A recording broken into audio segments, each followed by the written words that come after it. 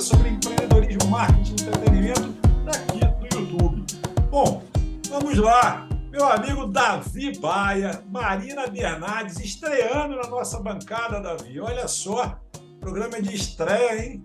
Pô, estamos que estamos, não é não, Davi? Estamos com agora... É nova membro ou nova membra? Agora ferrou, complicou isso aí. Bom, vamos lá. Segue. Nova temporada, novas pessoas, novos Não, nova ares. temporada é a próxima, é a quinta. Ela tá pegando o final da quarta, mas... Tá, ok. Ok. Seja bem-vinda, Marina. Vamos lá, firme e Obrigada, forte. é um grande prazer. Temos aqui um convidado muito legal também, que a gente estava querendo já trazer há algum tempo, o Alexandre Kavinsky. Falei certo, né? Alexandre Kavinsky. Ele é pioneiro do mercado de marketing de performance no Brasil, CMO das agências Miriam e iCherry, do grupo WPP, com experiência em clientes como Coca-Cola, Americanas, J&J, Johnson & Johnson, 3M, entre outras. Após uma temporada de 4 anos nos Estados Unidos, voltou para o Brasil no início de 2019 para coordenar as ações de marketing das agências. Seja muito bem-vindo, Kavinsky, o Alexandre, não sei como é que você prefere ser chamado. Normalmente me chamam de Kavinsky, tá? Como eu trabalho com marketing, né, tento fazer uma marca própria também, é mais lembrado, né? É mais difícil lembrar, mas quando lembra, sabem quem que eu sou. E obrigado a vocês, tá? Um maior prazer estar aqui com vocês e tomara que seja bem legal o papo. Não, vai ser sim, com certeza. Bom, vamos começar nosso momento do YouTube, Davi? Vamos lá. É isso aí. Pedir para a galera se inscrever aí, porque a gente já está nesse final de temporada, início da próxima, e sabe-se lá quais são as surpresas aí que vão vir. Então, mas as coisas boas só acontecem quando o pessoal deixa o like, se inscreve no canal, porque motiva a gente a continuar. E, pô, já começando aí com uma pergunta, é o seguinte, o Kavinsky, você trabalha com marketing de performance, aí você explica aí na pergunta também o que seria exatamente aí o marketing de performance, mas você estava nos Estados Unidos trabalhando com marketing, voltou para o Brasil em 2019. É excesso de otimismo isso, voltar para o Brasil em 2019? É uma grande oportunidade de mercado aí que você viu, o gigante acordou, o gigante dormiu, tinha que voltar, acabou o visto, ficou ilegal nos Estados Unidos. Conta aí, como é que aconteceu? Tá bom. Essa pergunta é muito comum, né? E assim, as pessoas vêm normalmente com uma surpresa, assim, mas você voltou, por que você fez isso? Né? Como se fosse quase que um crime. E eu sei que, né, as pessoas olham para isso, né? Muita gente tem esse sonho, né, até, né, de morar nos Estados Unidos. Minha mãe nasceu nos Estados Unidos, foi criada lá por um tempo, tá? Então tem uma mãe relativamente americana. Quando atingiu a maioridade, ela teve que escolher a nacionalidade, tá? Escolheu nacionalidade brasileira, tá? Ela é carioca, como vocês, aí, como a maioria de vocês, pelo menos. E eu tive essa oportunidade de ir. Na verdade, a gente, né, tem 2 agências aí onde eu sou sócio. A gente vendeu essas operações para o grupo da PP, né, que é o maior grupo de comunicação aí do mundo. E nessa venda aí, quando a gente foi fazendo o phase-out, né, da nossa participação, surgiu essa oportunidade no grupo de uma agência baseada nos Estados Unidos, com a sede em San Diego, mas com escritório em outras cidades, né, que eles já tinham toda a parte de digital, mas eles não tinham essa parte de performance, né? E aí, chegando na primeira parte da pergunta, começando pela segunda, a parte de performance é tudo aquilo que envolve mídia ou até a parte orgânica mesmo do marketing, né, conteúdo e assim por diante, com o foco aí em gerar, né, resultado para o cliente. Esse resultado vai depender muito do modelo de negócio, né? Então, se o modelo de negócio é uma assinatura, você vai querer mais assinantes, né? Ou se o modelo de negócio é um e-commerce, né, como é que você consegue um ROI melhor, né? Então, a performance sempre foi focada nisso. Tá? E aí, essa agência não tinha, tá, essa disciplina desenvolvida lá no mercado americano. Tá? Eu cheguei aí para Londres, né, onde fica a sede da PP, para conversar ali, na época, com o Mark Sorrell e o Mark Reed, que hoje é o nosso CEO global, tá, da PP. Ele deu ali o green light para a gente e eu fui desenvolver essa disciplina lá. E eu fui com a minha esposa, meus filhos, eu tenho 2 filhos, tive muita sorte porque eles foram alfabetizados lá, eles eram muito novos, né? Isso foi muito bom. mas assim, teve dois fatores que me levaram a voltar, tá? E os dois são pessoais, tá? O primeiro deles é que foi muito difícil para mim o ambiente de trabalho lá, tá? Eu exigi demais de mim, foi muito puxado, tá? Foi muito difícil mesmo, tá? Eu estava trabalhando em excesso por culpa minha mesmo, e isso cobrou um preço, né? E depois eu passei por uma separação, e minha esposa, né, ou agora minha ex-esposa, voltou com os meus filhos. E aí não dá para ficar nos Estados Unidos longe dos filhos, Longe. né? Não era uma opção para mim. Mas eu voltei e, na verdade, assim, foi bem providencial. Foi legal a experiência dos Estados Unidos, foi muito válida, mas eu gosto mais de trabalhar no Brasil. Eu acho que, assim, as relações interpessoais aqui são muito mais calorosos, né? Eu senti muita falta disso lá nos Estados Unidos, mesmo na Califórnia, né, que é um Sim. estado mais independente, assim. E aí eu tomei a decisão de voltar, mas hoje, assim, sendo bem honesto, se eu tivesse uma opção de ir para fora, mesmo que fosse com as crianças, por exemplo, eu estou feliz aqui no Brasil, gosto do mercado daqui e acho que foi uma experiência válida, tá? Boa, boa. Você falou, eu perguntei para você logo no início, eu perguntei aqui para você agora, você prefere ser chamado de Alexandre ou de Kavinsky? E você respondeu, não, eu prefiro o Kavinsky porque é mais minha marca pessoal, né? O pessoal sabe quem é e tal. Entra num assunto que a Marina adora, eu acho que ela gosta pouco, inclusive, que é essa área de personal branding, de marketing pessoal e tal. Eu vou deixar a pergunta para a Marina para não roubar a pergunta dela, porque eu ia.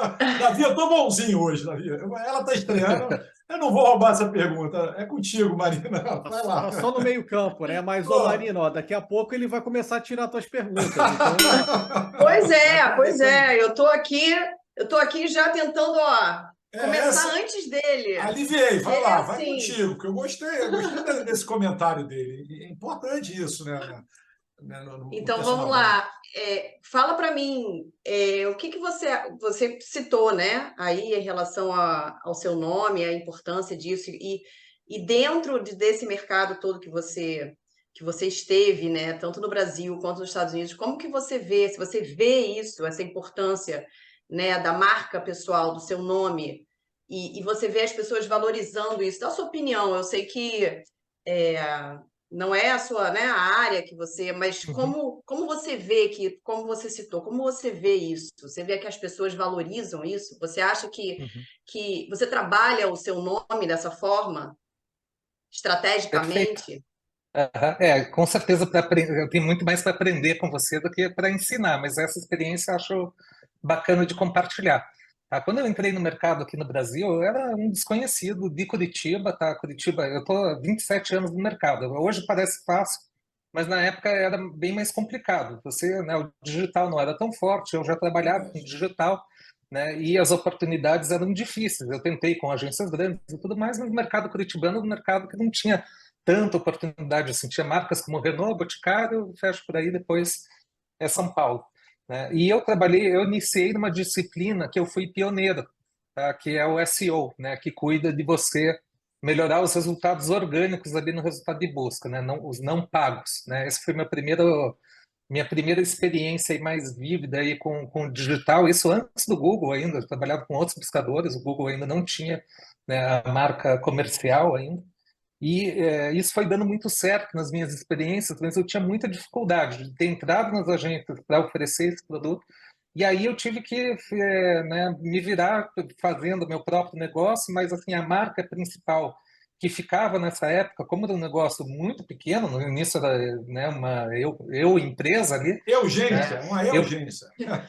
Eugência, isso, Eutice, Eugência, eu minha tudo. Eugência, eu fui desenvolvendo esse nome, fui conhecendo pessoas do mercado, né? E isso, né, não basta você ter um nome, você precisa de um network de pessoas que passem a conhecer Boa. seu nome também, né? Então eu comecei a trocar ideias com o pessoal de fora. Na época eu gostava muito do WebWriting, escrever para a web, e aí eu conheci um pessoal do Canadá, porque eu lia a literatura deles, comecei a trocar ideia.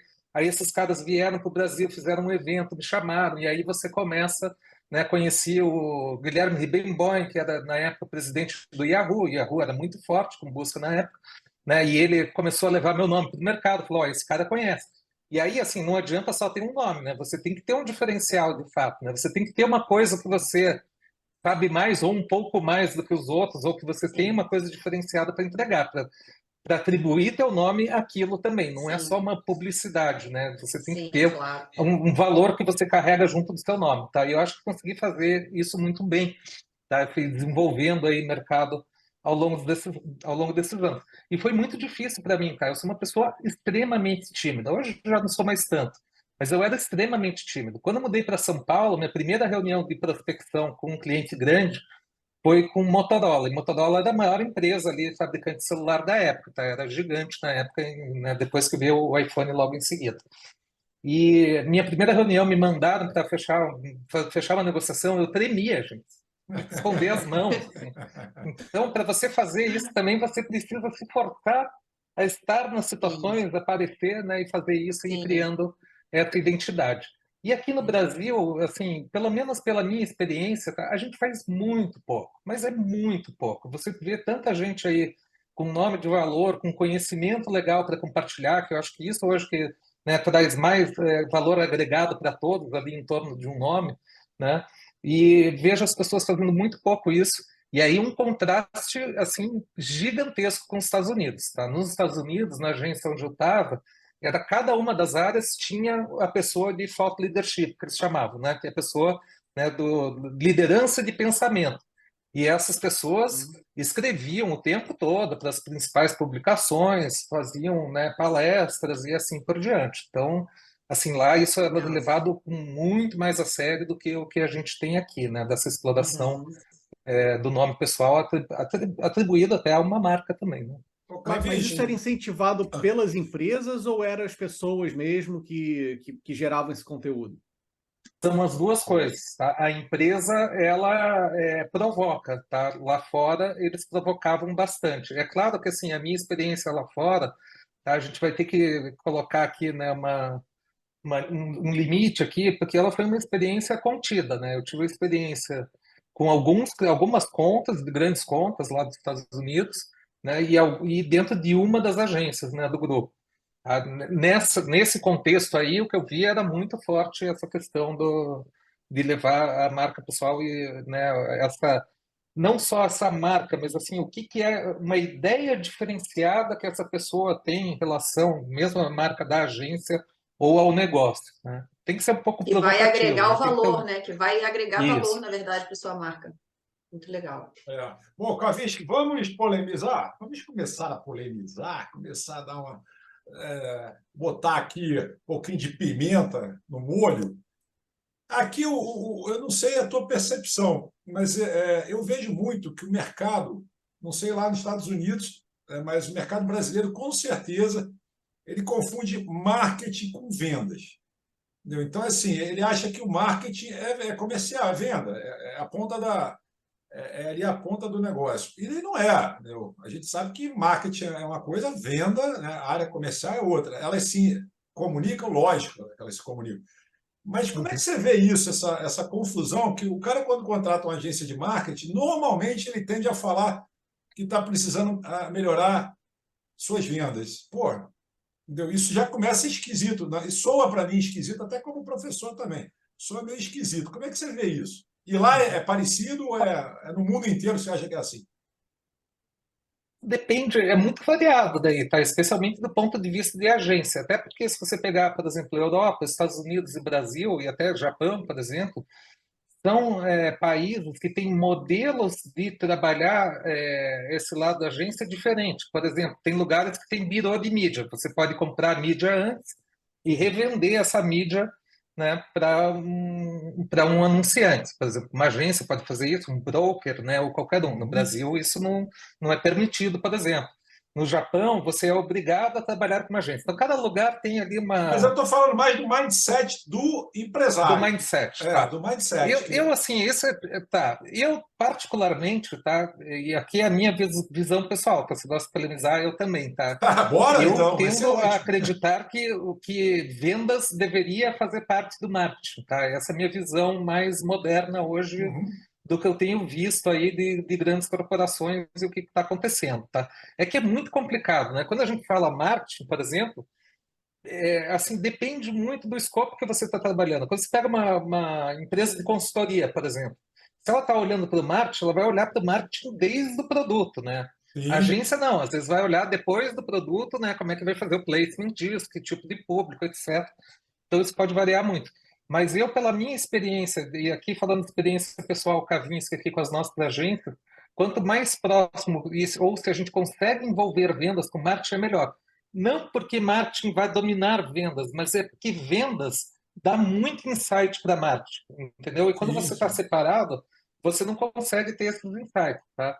E essa questão de meta aí, né, de falar, putz, mas vou pegar uma agência e tem uma meta, aqui eu acho que a gente tem que separar duas coisas importantes aí de marketing e tudo mais, que é assim, o branding, tá? Como é que você trabalha o branding antes e o esforço que você vai colocar nisso.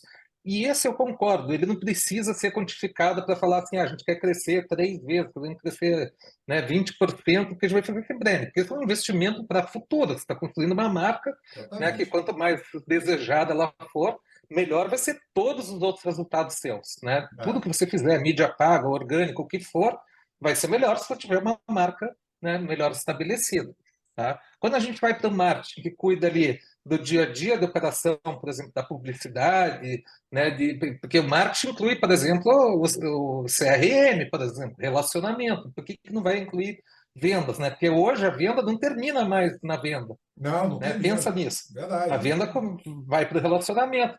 Como Ah, que a venda afeta isso é importante. Às vezes, por exemplo, você pode pegar empresas até bem estabelecidas, às vezes, que tem ali uma política para, né, tá fazendo tudo para fechar a venda, mas não tem um cuidado de pós, por exemplo, né? E aí você vai perder, né, uma boa parte ali do que foi construído antes, né, que você teria mais valor. Eu não sei se eu confundi mais, mas pode. não, tá Não, faz todo ótimo. sentido. Faz todo sentido e é bom, porque isso é um assunto recorrente aqui. A gente sempre discute esse E assunto, que é muito isso. interessante. Ah, pode Só falar. mais um ponto que eu queria colocar é assim. Não adianta a gente querer fugir da dor do cliente. Se a dor do cliente é crescer e faturar mais, eu tenho que entender como é que meu marketing, branding e tudo mais vai fazer com que ele fature mais.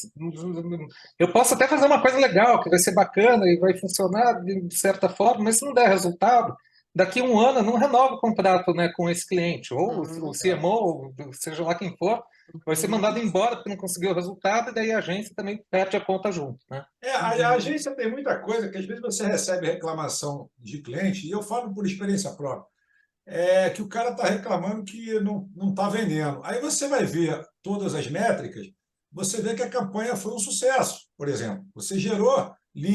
leads qualificados. Só que, sei lá, vou dar um exemplo sem citar nome. Gerou, hipoteticamente, 500 leads qualificados e o cara só converteu 5 ou 10, pô, o problema não foi do marketing. O problema está na venda, está no comercial. Uhum.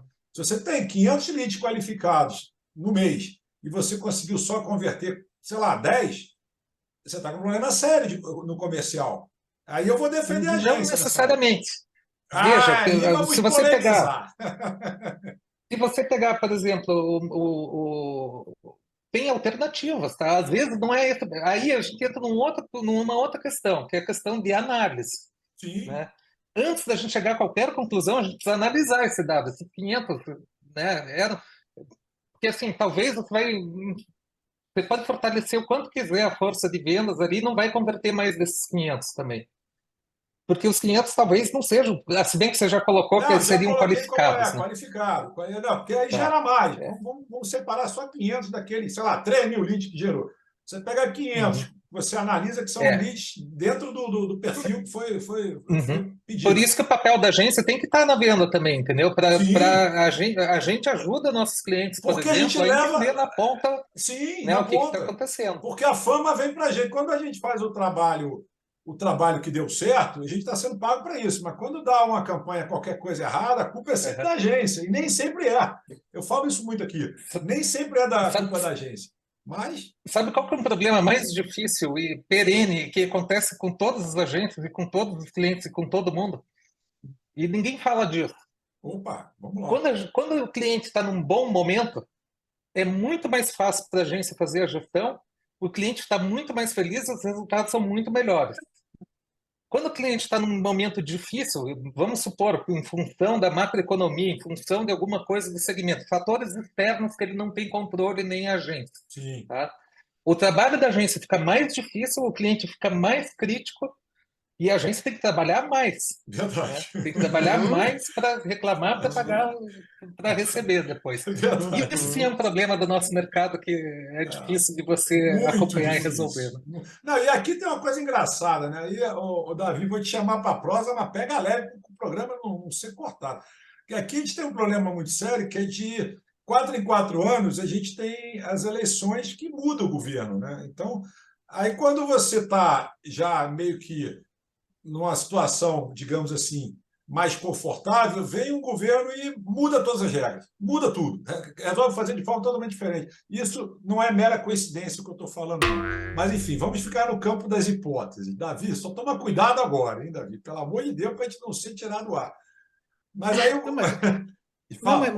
realmente, assim, o Brasil tem essa característica, assim, o governo que entra, ele tende a pegar tudo que o antigo fez, Exatamente. jogar no lixo, aí começar do zero, aí, pô, bater com todas as cabeças na parede, e isso é muito instável, assim, porque o Kavinsky estava falando que tem essas variáveis macroeconômicas, né? E eu acho que isso é uma coisa muito forte do Brasil, assim, porque, por exemplo, eu estou aqui em Portugal, você estava nos Estados Unidos. O Brasil, ele realmente ele muda muito quando troca Muda governo. muito. Muda muito, muda o que um pensa de juros não é o que o outro pensa de juros, o que um pensa de câmbio não é o que o outro pensa de câmbio, o que um pensa de empréstimo não é o que o outro pensa de empréstimo, a prioridade de crescimento de um é a estagnação do outro. Pois é, diga lá, Cavite. A gente podia até ver o percentual de troca de CMOs durante pós-eleição para ver se é diferente de outros anos, falando em análise. É verdade. Não, isso gera agora, por exemplo, a gente está vivendo uma retração violenta no mercado. Tudo bem que final de ano é comum aquecer, porque você tem agora Black Friday, tem Natal, tem as principais datas de comércio, né? Mas esse ano, por exemplo, foi um ano difícil, porque teve uma troca, né? E eu não estou falando nem de ideologia política, eu estou falando de troca de ministro de economia, de todo, né, todo o procedimento mudou tudo, né? E aí fica realmente complicado. Aí cai no que o Kavinsky falou ainda há pouco. Aí os clientes começam a ficar mais arredios, porque os resultados que estavam até então começam a mudar, né? O mercado retrai, porque não sabe o que vem pela frente. Cada declaração às vezes vem com uma surpresinha ou uma bomba que assusta todo mundo, inclusive os Faria Limers, como é que é essa coisa, Davi? Não é? Faria Limers e tal. Então, quer dizer, é um negócio que é complicado, né? A gente vive de 4 em 4 anos uma surpresinha, né? Seja lá quem entrar... E as pequenas empresas, muitas vezes, elas não dão tanto valor ao marketing, né?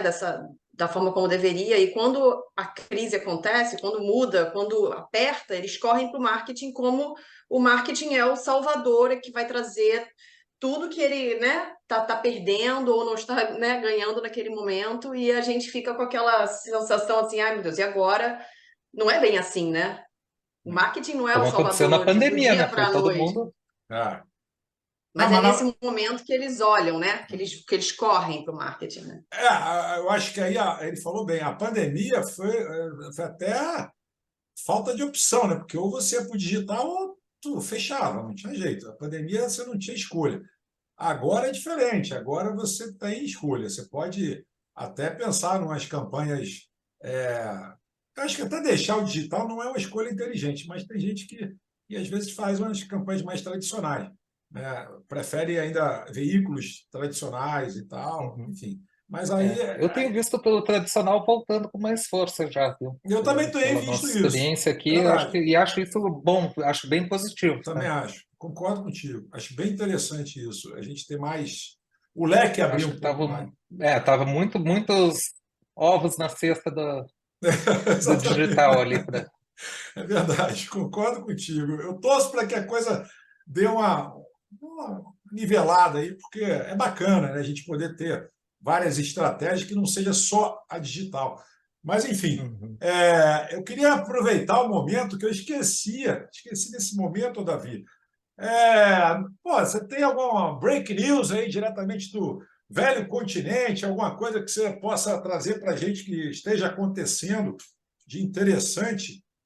Cara, tirando a questão de atentados terroristas que de modus operandi nazista e propaganda antissemita, cara, o mundo tá normal. Tirando isso, Foi normal.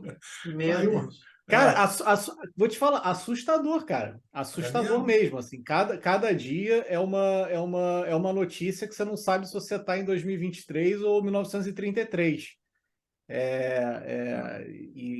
Aqui em Portugal acontece menos, mas, cara, o que a gente está vendo acontecer na França, aqui do lado na Espanha, Alemanha, e protestos literalmente pró-terroristas, sabe? Literalmente isso, porque existe essa coisa que eles gritam, né? Do Free Palestine, from the river to the sea. E o que é from the river to the... O que é do rio ao mar, né? Calma.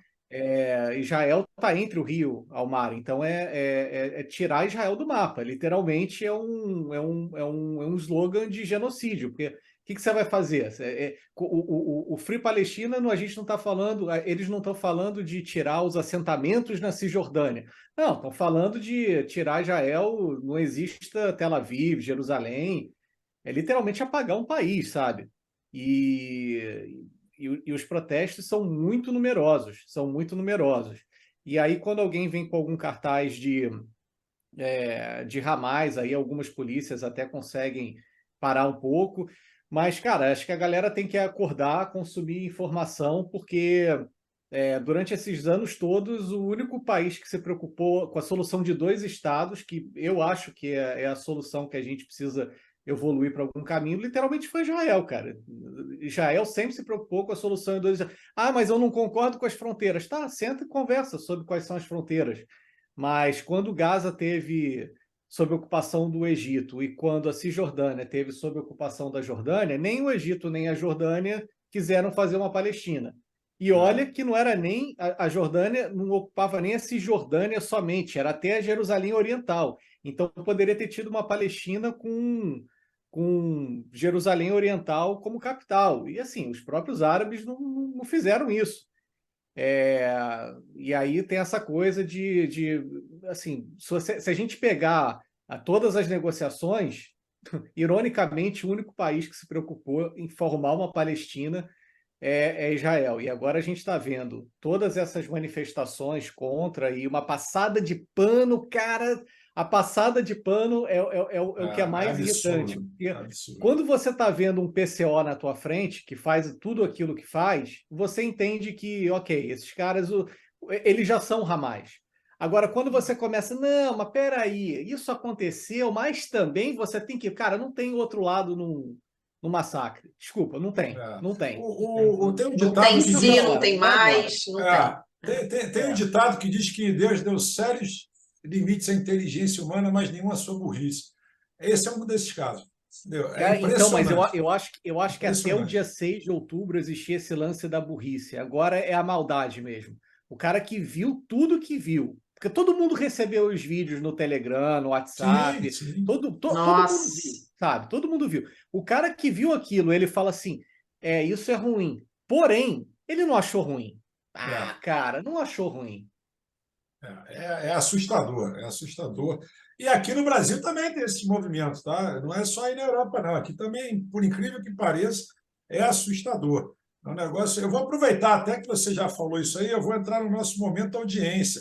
Momento audiência é aquele momento em que a gente prestigia você aí do outro lado da telinha, ou seja, a nossa audiência, né? Então, é o seguinte, ô Kavinsky, a gente vai ler aqui algumas coisinhas que a turma manda para a gente. Não necessariamente a gente, se não quiser comentar, tudo certo, tá? Mas tem coisas, às vezes, meio bomba, vem coisa, às vezes a audiência está fofa, às vezes a audiência está meio invocada, enfim, às vezes está filosófica. A gente Eu faz só aqui não uma... comento que eu não sei. Pode vir com uma pergunta difícil ou perniciosa que eu... A gente, às vezes, tem uma audiência fofa, uma audiência legal, depende do dia. A gente tenta não polemizar tanto, mas esse é o momento mesmo que... Vamos lá.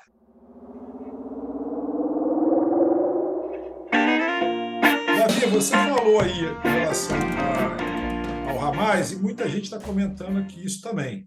Eu vou tentar Que bom, pegar. é bom que comentem mesmo. Muita gente está comentando, e mas muita gente está comentando mesmo. Eu vou tentar aqui pegar algumas coisas mais light, é, que o pessoal está comentando, por exemplo, agora aí, que estão falando que o Putin assinou com a Rússia, Putin assina a saída da Rússia do tratado que proíbe testes nucleares. Tem uma galera falando sobre isso, né? Isso está hypado, inclusive, e o pessoal está comentando que isso pode, de fato, numa escalada da guerra de Israel, pode ser que alguém aperte o botão vermelho lá, né? Isso é complicado, né, gente? A gente realmente, enfim. Outro aqui. Sério. É complicado. Outra aqui, que mandou para a gente a Cláudia. Ela bota aqui empreendedorismo na favela. Empreendedorismo na favela. 50% dos moradores de favela têm seu próprio negócio, segundo estudo. Cara, legal isso, hein? Isso é bem interessante. Eu apurei e é bem interessante. É o tal do empreendedorismo por necessidade, né, cara? A galera tem que correr atrás, tem que fazer o seu, porque senão vai morrer de fome. Mas não sabia que o índice era tão alto. Pô, muito E legal. hoje, então, com as facilidades de obter máquinas de cartão de crédito, de fazer transferência por Pix, ou até mesmo abrir uma MEI, né? Então, você legalizar esse tipo de negócio, é excelente. É verdade. Aqui tem outra do Mark que mandou para a gente o seguinte: ele usa uma frase, abre aspas, prefiro receber críticas do que condolências. Fecha aspas, Golda Meir, que ele fala exatamente sobre a situação de Israel. Entendeu? Fui falar e agora vem o assunto Israel veio bombando aqui. O pessoal falando também daqui, ó. Rapaz, eu não sei se você viu isso aí, Davi, mas o pessoal está comentando que a ministra da Igualdade Racial, Aniele Franco, abordou agora recentemente o uso do termo buraco negro e está alegando que o uso da expressão é racismo. Porra, caraca, meu irmão, vou te falar. Todo mundo sabe que a física é extremamente racista, assim como a matemática é preconceituosa. Todo mundo sabe disso, vai. Pô. Que coisa, né, bicho? Te falar. Aí ela critica frases e palavras do tipo denegrir, a situação está preta, mercado negro, buraco negro. Mas eu acho que esse pessoal está meio sem o que fazer em Brasília, né, não? Porra, o que eu vou te falar? Cara, ok, e aí? Aí não pode falar que o Hamas é terrorista, sabe? Todo mundo muito preocupado com o outro, mas quando vê todos os estupros, sequestros e assassinatos, já ninguém ficou preocupado. Então, os ministérios da hipocrisia estão aí, sabe? Cara, tem discursos que funcionavam até o dia 6. A partir do dia 7, a pessoa que olhou para aquilo e não falou, cara, tá tudo errado. Tá tudo errado. Hipocrisia, sabe? Total. Assim, não dou nem relevância. Literalmente, cara, não dou relevância nenhuma. O pessoal comentando também aqui, a Elisa mandou para a gente que a dona das marcas Starbucks e Subway no Brasil entrou com pedido de recuperação judicial agora, essa semana que passou. Ou seja, né, é outra coisa. Cara, o Brasil tá conseguindo fechar o Starbucks, cara. Pois eu estava lendo ontem, Starbucks está muito bem lá fora, né? Pois é. Aqui, pô, tá conseguindo, já fecharam várias lojas, inclusive, do Starbucks.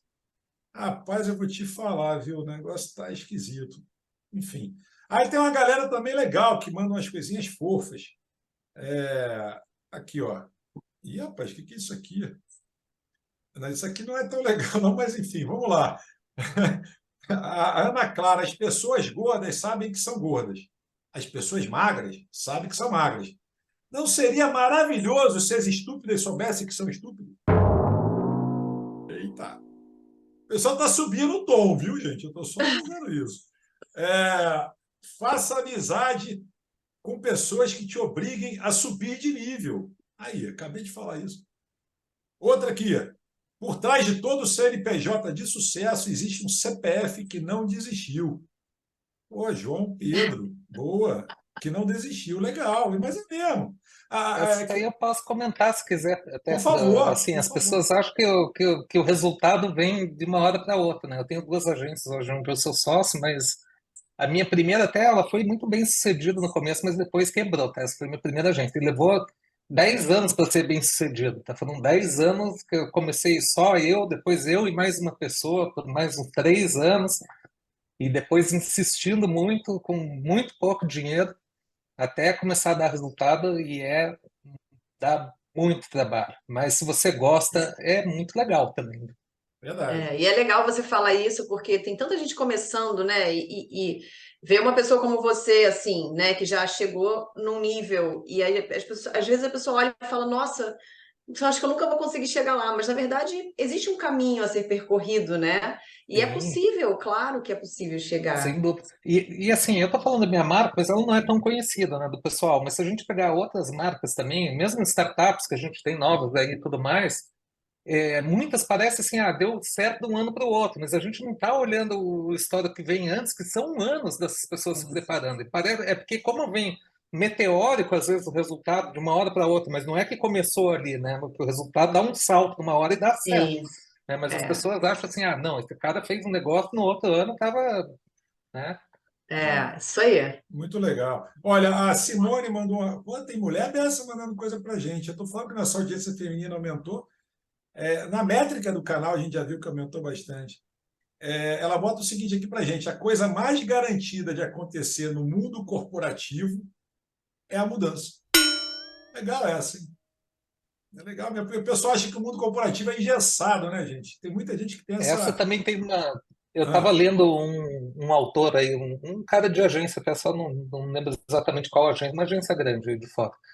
E ele estava comentando que uma dificuldade que eles tiveram, ele foi muito honesto, foi muito legal.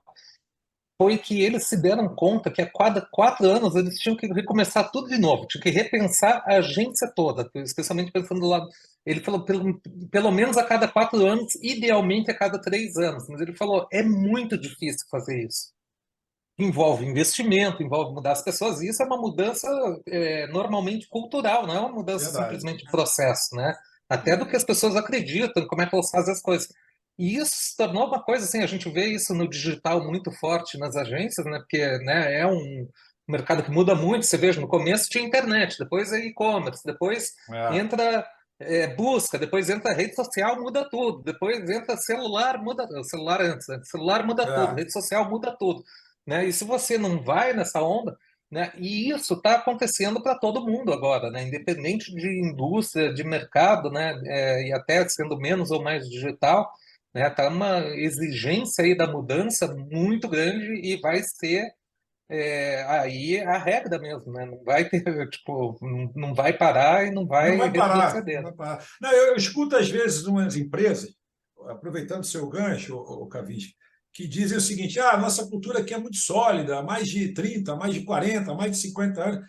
Eu falo, gente, tudo bem, mas vocês estão falando de 30, 40 século passado, entendeu? É outra realidade. Não é, a questão não mudar assim da água para o vinho, mas tem que se adaptar, o mindset tem que acompanhar o avanço. Hoje a gente está falando Sim. aí com as IAs, eu estava conversando com a Marina no outro dia sobre gerir as IAs e tal, a gestão de IAs. Hoje é quase que uma condição sine qua non para você se manter no mercado atento ao que está acontecendo. Se você desprezar as IAs, nossa cultura aqui não é com inteligência artificial, vai morrer. Vai chegar uma hora que Uhum. você Isso, Queria não. até fazer uma pergunta para o Kavinsky sobre isso. Acho que É? todos queriam, né? Então aproveita a levantada de bola. Então, sabe o que eu queria saber? Assim, porque a IA realmente ela está aí, né? A inteligência artificial chegou e chegou chegando e não tem volta, né? E assim, o que me começa a preocupar um pouco agora é o outro lado. Eu queria saber a sua opinião sobre o outro lado da inteligência artificial, quando a pessoa usa isso e para maldade, né? Então, para fazer. A gente viu aí algumas crianças, né, nas escolas fazendo foto de coleguinhas nuas, né? Isso é uma escola, a gente está falando de escola, né? Escola.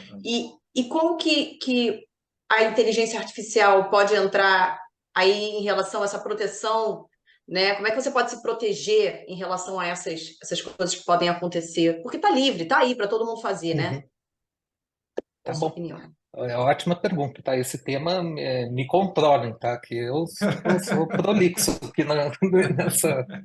E não é um oportunismo, tá? Eu trabalho com IA já desde 2014, eu comecei a estudar, 2017 eu fiz um Legal. curso de 8 semanas do MIT, tá? Então, hoje eu olho para, no âmbito de WPP Brasil, eu lidero um comitê de inteligência artificial para ver como é que as agências aqui no Brasil vão utilizar, o que que a gente está Ai, que utilizando e o legal. que a gente já tem lá fora, tá? Inclusive a WPP comprou uma agência não, comprou uma empresa de inteligência artificial, focada em inteligência artificial em 2020, essa empresa em 2017, então há bastante tempo já que a gente está trabalhando algumas coisas, tá?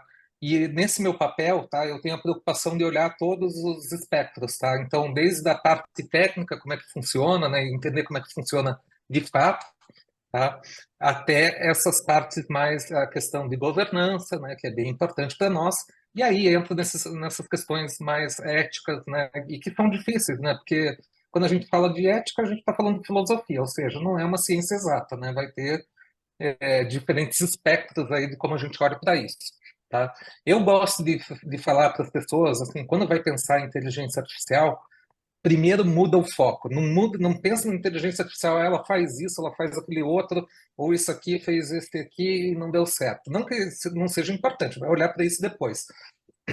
Mas pensa como uma tecnologia de propósito geral, tá? Porque é isso que ela é, tá? Igual à eletricidade, igual à internet, tá? É uma tecnologia que você vai usar, pode usar para absolutamente tudo, já é utilizada em muitas coisas, há 20 anos já a Amazon, né, usa inteligência artificial para algumas coisas, sistemas para detecção de fraude e bancos já usam inteligência artificial há 20 anos ou mais, tá? E várias outras coisas que nos últimos 10 anos aí ganharam muita atração, né? E o que a gente tem agora é esse cenário da IA generativa, né, para gerar arte, ou gerar um texto, né, gerar um conteúdo, um código, alguma coisa assim, tá? Que surgiu aí mais forte no final do ano passado, né? Quando o OpenAI liberou o Isso. ChatGPT e depois GPT. Midjourney entrou junto e liberou ali a sua ferramenta, né? E a partir daí a gente começa a ver vários usos. Mas pensa assim, com a eletricidade você pode fazer bem, você pode fazer mal, você pode fazer qualquer coisa, você pode eletrocutar uma pessoa, Sim, você pode, né? É, sim. Todas essas tecnologias de propósito geral, elas podem ser utilizadas para o bem ou para o mal, mas quem usa para o bem ou para o mal é o humano que está aplicando isso. Então, assim, a pessoa está errada, é claro, fazer né, um nude ali de uma criança, por exemplo, é um crime gravíssimo, né, é. que essa pessoa está cometendo.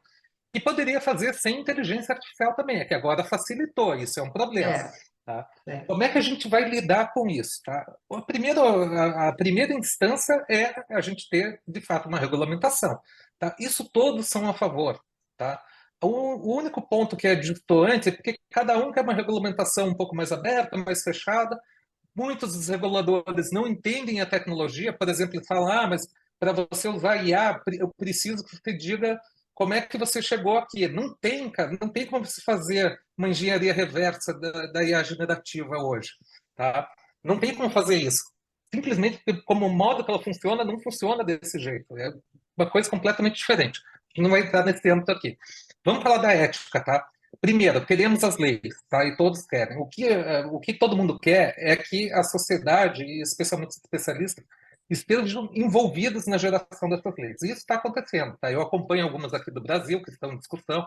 Então, junto com o IAB, né, a gente soma ali e faz sugestões para o texto que está saindo aqui da governança de IA do Brasil, né, acompanha o que está acontecendo lá fora, e lá fora também a sociedade civil e os desenvolvedores também estão envolvidos. Então, tem coisas que vai ter que ser muito rápido. Se você pegar, por exemplo, o que está saindo, o ato da IA, da União Europeia, tá, que foi votado em junho agora, depois vai para o parlamento, não sei exatamente como é que é a ordem, mas até o fim do ano espera-se que saia alguma votação disso, mas já é uma base, a gente pega, né, aquela coisa que acaba indo para todos os outros países ali, o efeito Bruxelas, né, que chama. A Europa vai aprovar, os outros países já começam a usar antes, né, as Hum. empresas começam a adotar antes e aquela acaba virando lei porque as empresas já tinham adotado naquele outro país, como aconteceu com o Brasil, com uma parte aí da LGPD, né? Não necessariamente de forma negativa, tá? Mas precisa ter essa regulamentação. E assim, no ato da IA da União Europeia, um dos grandes itens, eles colocam por grau de classificação. Então, isso aqui é de alto risco, médio risco ou baixo risco. Então, o deepfake, ele é considerado alto risco, tá? E isso implica que você tem que tomar uma série de medidas para utilizar. E se você não utilizar, você vai ser penalizado legalmente, tá? E é o que vai acontecer com essas pessoas. Essa a gente precisa que aconteça rápido, porque de fato ficou muito fácil fazer.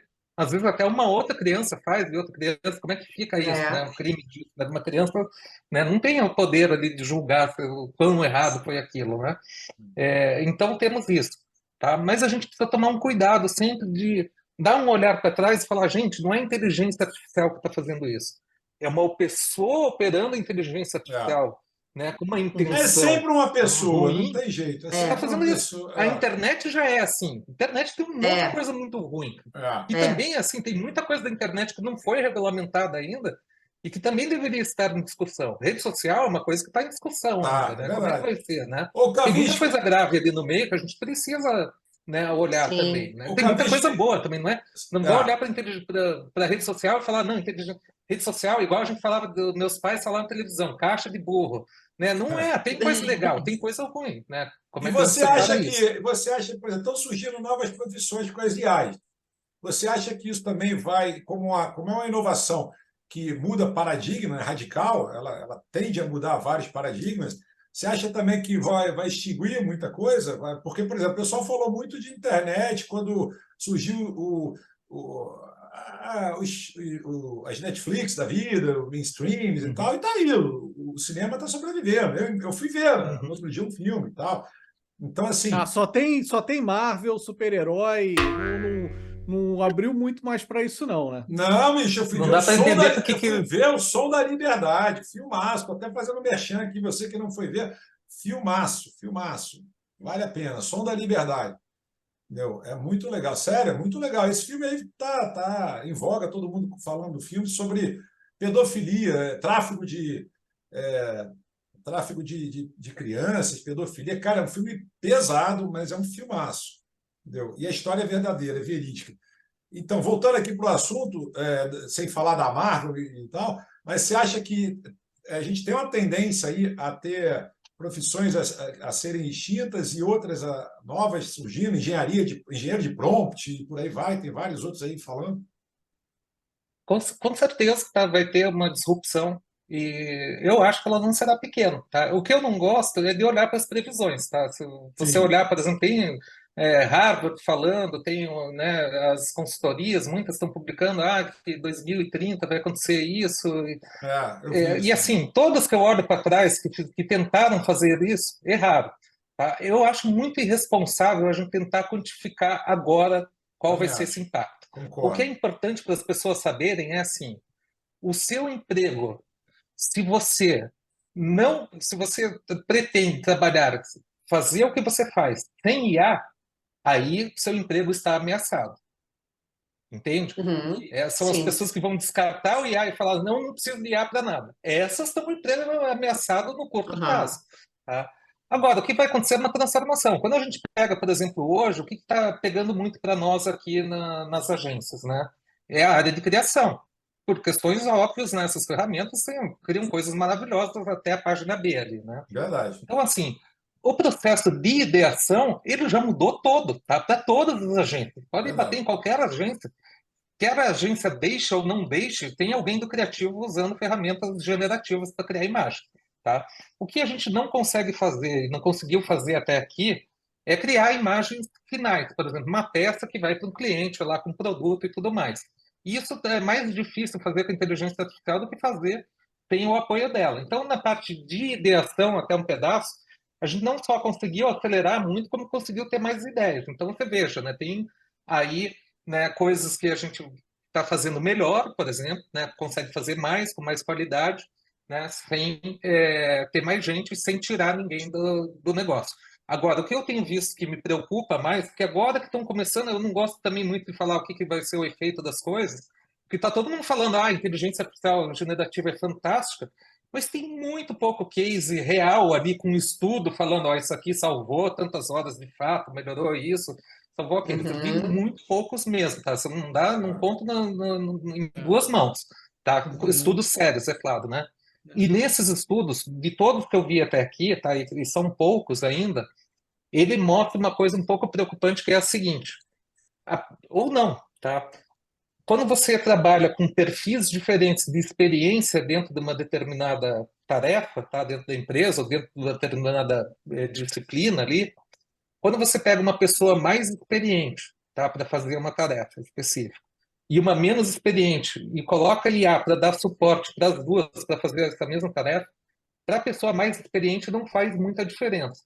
Para a pessoa menos experiente faz muita diferença e normalmente ela chega num nível próximo da pessoa experiente já, tá? É aí que a gente vai ver, eu acho que a princípio, tá, o início dessa mudança. Para frente disso, eu acho tão difícil prever que pensa assim, quando a, a Apple lançou o iPhone, foi um fenômeno. Mas todo mundo falava assim, a internet vai ser mobile ano que vem. E nunca foi. Demorou 10 anos para a internet virar mobile de fato, a Verdade. maioria das coisas acontecerem ali no celular, né? E não saiu um monte de aplicativo e um monte de ideias que a gente vê hoje, já no início do iPhone lá, né? Primeiro que nem tinha Uhum. App Store, né? App Store levou mais um ano para sair em 2008, Tá. né? Depois, as pessoas vão descobrindo aplicações que ninguém imaginou. Isso pode acontecer em qualquer momento, né? Pode levar 10 anos, pode levar 3, né? A gente tem uma incrementalidade aí das novidades que vêm, porque agora pensem o seguinte, a grana, tá, para as big techs está em IA. E isso significa que veremos grandes revoluções, tá? Assim, quanto vai demorar o tamanho disso é muito difícil de dizer, porque depende de descobertas importantes, que são impossíveis de prever, tá? Algumas são matemáticas mesmo. Você, né, descobre ali como, né, resolver um problema matemático que ninguém resolveu e acaba resolvendo grande parte ali de coisas de inteligência artificial que não tem hoje.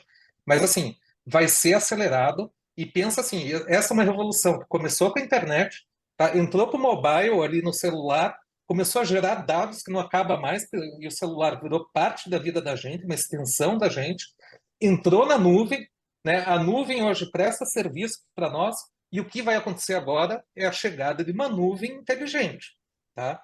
E nos próximos 10 anos, com 5G e 6G, que está começando agora, mas a gente não vê o impacto agora, transmitindo dados de objetos também, né? Então a gente vai ter não só a informação das pessoas, mas a informação do objeto de consumo também, tá? Pensa tudo isso numa nuvem inteligente, o poder que isso pode ter, tá? Sabendo que Você, assim, você o acha investimento que vai continuar por aí, para onde a gente vai, tá? Você acha que a gente corre o risco de ter um Terminator, tipo entrar naquela onda lá do Exterminador do Futuro, das máquinas chegarem a. É o buraco Isso. negro. A gente abre um buraco negro sem querer, aí com a Tem inteligência muita gente artificial, falando disso a aí, que o pessoal está Skynet. deixando. É, Skynet, Cara, exatamente. tá mais fácil agora, né? Tipo, os próprios governos já estão trabalhando o fim do mundo, né? Não acho que a É inteligência verdade. artificial vai fazer isso agora, né? O Acho próprio que homem, né? temos O riscos próprio homem maiores já para está olhar. cavando. Ou talvez, né, a máquina seja a solução para o homem, porque o homem não está Não é? resolvendo isso, né? Mas É verdade. brincadeiras à parte, porque essa é uma posição aí que não é a minha posição, tá? De achar que a máquina tem que ser ou não tem que ser. Mas assim, para ter esse olhar sobre IA, tá, de todos os ângulos, né? Um dos ângulos e que foi o que mais recentemente eu venho estudado é a questão de comparar o computador com a mente, né? Ou a inteligência artificial como funciona o cérebro. E aí a gente já tem um primeiro problema, que tudo que foi criado para computador de inteligência artificial, eles usaram terminologias da mente humana. Só que não é um depara. Você não pega aquilo lá que funciona no computador e funciona igual no cérebro humano. Primeiro que o cérebro humano é infinitamente mais complexo, levou muito tempo para chegar onde chegou, do jeito que é, né? A complexidade dele é muito grande, requer muito pouca energia para processar tudo isso. Isso é uma coisa absurda de imaginar que a gente vai conseguir em algum momento. E é muito diferente uma coisa da outra, tá? A inteligência artificial é muito diferente da inteligência humana, tá? É um campo de discussão, tá? Eu estou falando aqui para vocês e assim e para a audiência, tá? Recebam com um pouco de ceticismo, tá? Porque existem Uhum. correntes divergentes desse É. ponto de vista, E tá? outra coisa, a inteligência artificial, todas as decisões dela são baseadas em lógica.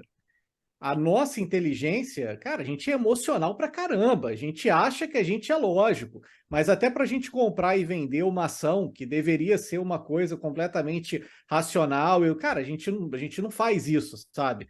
Então, assim, muito do. Bom, marketing, né? O que que é o marketing? É apelar para as nossas emoções e a gente ir lá Desejos, e, necessidades, né? exatamente. A gente nem deseja isso, mas pá, despertou um desejo, sabe? Ah, Então, assim, muitas das nossas decisões é baseado na emoção. Então, achar que a inteligência artificial vai simplesmente copiar a gente em tudo, pô, não vai. Isso daí a gente vai dar bug na inteligência artificial. Quando a gente fala, cara, como é que esses humanos estão tomando essas decisões que eu não calculei? É porque entrou uhum. emoção aí. Me Boa. preocuparia, tá, se em algum momento a computação quântica de fato se tornar uma coisa viável comercialmente, tá, ou até no campo ali da ciência mesmo, tá, que ainda é muito difícil de dizer se, como e quando, tá, vai acontecer isso. E aí a gente traz um grau de complexidade de coisas que podem acontecer, mas aí a gente já tem um problema antes. Por exemplo, se a gente chega numa situação quântica que, dependendo de onde eles chegaram, que essa, né, teoricamente não é tão difícil, mas mesmo dentro não tão difícil, é gigantemente difícil, tá? Poderia quebrar a senha de qualquer coisa, por exemplo, em tempo real, né? Pronto, acabou. Você vai ter um cenário de catástrofe mundial, tá? Se, né, alguém Ah, chega nessa solução e usa isso de maneira malévola. Mas hoje eu pensaria muito mais assim, quem está usando a inteligência artificial? Está usando para bem ou para mal? O que eu posso fazer com isso? Né? E não me preocuparia com essas teorias aí de fim do mundo. Elas são até interessantes, né? Porque elas surgiram já em 1958 lá ou antes, né? Quando a gente estava ainda, né, na Guerra Fria, né? E com ali muita gente preocupada com o que estava acontecendo e começou a surgir, floresceu essa literatura aí, né? Tanto a literatura ali, mesmo né, da União Soviética, dos Estados Unidos, né, e de outros lugares, né, em torno dessas ideias de inteligências artificiais assassinas, né, que não começou com o Terminator, né, tem lá no ah, 2001, né, aí inclusive em foi. 2001, um dos consultores do Kubrick era um dos caras da conferência de Dartmouth lá de 1956 que discutiu a inteligência artificial, né, não por acaso ele chamou para fazer ali a ideia de como ia funcionar o HAL 9000, né, que é uma inteligência artificial, né, que quis ali destruir o Mas então, seu. Kavinsky, aí a gente volta para aquele assunto de regulamentar, né? Onde é que a gente vai regulamentar e, ao mesmo tempo, não atrapalhar a inovação? Eu estava vendo algumas discussões nos Estados Unidos, que até que você falou do deepfake, né? Deles colocarem, não sei, algum tipo de marca d'água para a pessoa realmente ver que aquilo foi gerado por inteligência artificial. Mas você acha assim, não estou nem entrando no campo agora se é bom ou se é ruim, mas se é inevitável ou não da gente, por exemplo, futuramente, para a gente acessar a internet mesmo, para a gente entrar numa rede social, para a gente conseguir manipular uma inteligência artificial, a gente tem que entrar com o nosso CPF.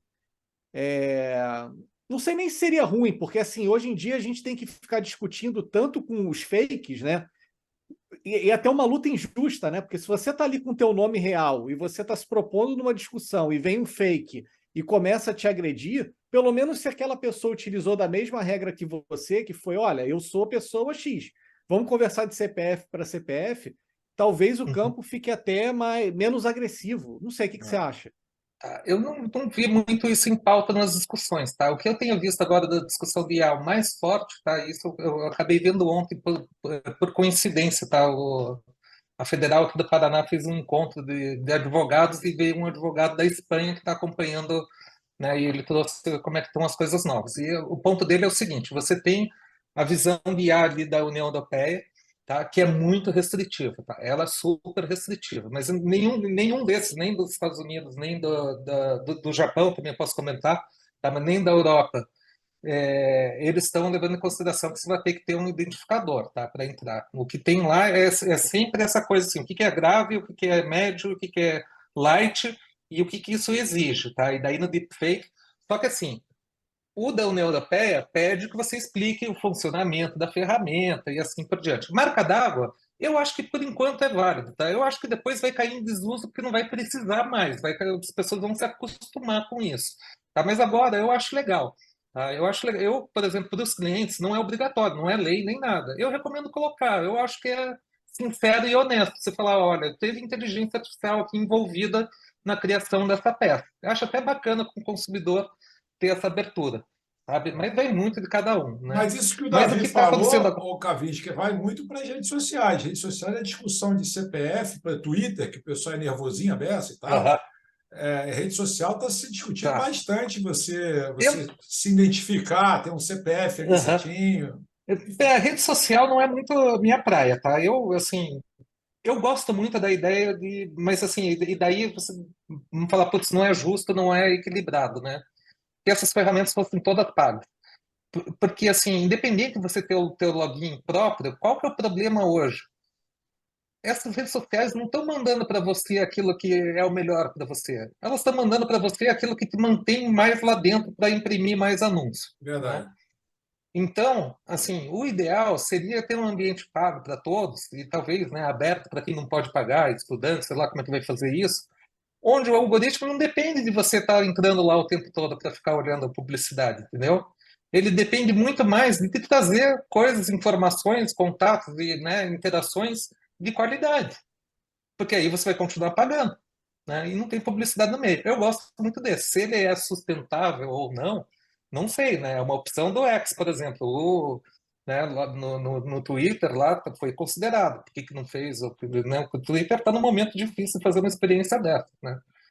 É. Vamos ter na Europa agora, porque o Meta vai oferecer, né, suas ferramentas na Europa por causa, né, das leis lá da Europa, agora, por causa das discussões mais novas, vai ter que dar a opção de um acesso pago sem publicidade.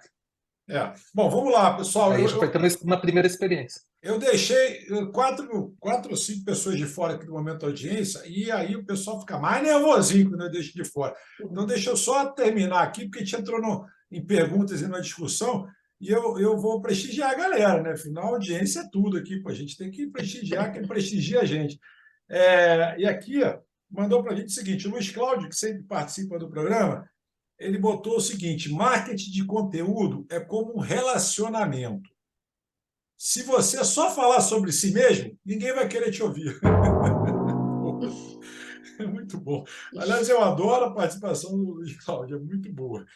Entendeu? Aqui, ó, continuando aqui. O Pedro, eu não sei se pode falar o sobrenome, deixa para lá, vamos lá. Pedro mandou uma frase do Steve Jobs aqui para gente. Abre aspas, se você quiser fazer todo mundo feliz, não seja líder, venda sorvete. Aline, lealdade a gente mostra nos dias ruins, não quando está tudo bem. Aí, o pessoal tá filosofando, gente. Legal. Agora Verdade. agora tem a última aqui que me deixou mais louco aqui, que eu fiquei, pô, não estou entendendo o que quer dizer, mas tudo bem. Olha, a minha xará, a Sandra, ela mandou aqui para a gente o seguinte: entenda a diferença entre os tipos de banana. Banana nanica, banana prata é assim, a banana terra dessa forma, banana ouro dessa forma e banana maçã dessa forma. Bicho, o que isso tem a ver com o programa que a gente está falando, eu não faço a menor ideia. Mas agora eu estou sabendo qual é o tipo de banana diferente, Davi. Você sabe a diferença de uma banana prata para banana ouro? E não é Pô, brincadeira, não, ela mandou mesmo. estamos recebendo spam? Estamos recebendo Sei spam nos lá. comentários?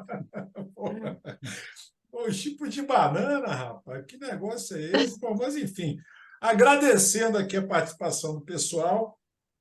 Entendeu? Muito legal, sempre legal a participação de você. Mesmo os gaiatos, as gaiatas que mandam umas coisas que não tem nada a ver, mas enfim, a gente lê, porque é bacana, né? A participação é sempre legal. E aqui, vamos voltar aqui. Vocês estão falando muito em IA, vocês estão falando muito né, em futuro, futurologia. Eu acho que é um assunto que não dá só um programa, não, dá pelo menos uma meia dúzia de programas a gente falando disso, porque a abordagem é um absurdo, né? Agora, uma coisa que eu queria voltar para o marketing, aqui, para a área de marketing, e mais. Pô, o pessoal está mandando umas coisas aqui muito engraçadas, cara. Isso é muito bom.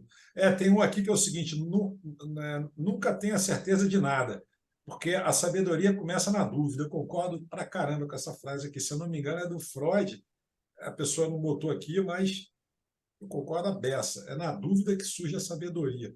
Esse negócio de manada, movimento de manada, eu até me arrepio. Né? Quando o pessoal começa a concordar, todo mundo concorda, eu acho que tem alguma coisa estranha. Mas, enfim. O Kavinsky, deixa eu perguntar uma coisa, e aí vem uma coisa que eu via de um tempo para cá, pouco tempo para cá, eu vi que começou o pessoal a falar muito de marketing e segmentar o marketing. Né? Aí a gente aqui falou já de marketing de performance, a gente tem marketing de crescimento, a gente tem marketing de relacionamento, a gente tem marketing disso, marketing daquilo e tal. Eu acho que ficou um pouco exagerado essas segmentações.